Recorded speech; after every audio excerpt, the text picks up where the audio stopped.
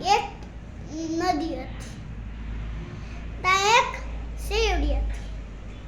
તેના કાયમ શિયાળ આવે ને બગલો વાતો કરતો.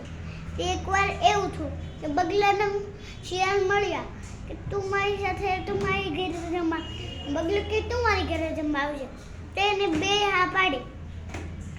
એક દી એવું થયું શિયાળના ઘરે ઓલો જમવા આવ્યો એને ડીશમાં દીધું. એ આમ કઈ ઘટઘટ ન કરે ને ઓલા તો શિયાળની લાંબી જીવ ચટ ચટ ચટ ચટ ચટ ચટ ચટ ઓલો તો ધીમે ધીમે ખાય એક પણ દાણો ન આવે. એકવાર એવું થોડે ગુસ્સો આવી ગયો. એ તો એને કીધું મજા આવી ને હા હા. ઓલાને મજા ન આવી. એ તો ઉઠતો ઉઠતો વયો ગયો એને મજા ન આવી. પછી એને એમ કીધું આને પણ કુંજામાં દઉં.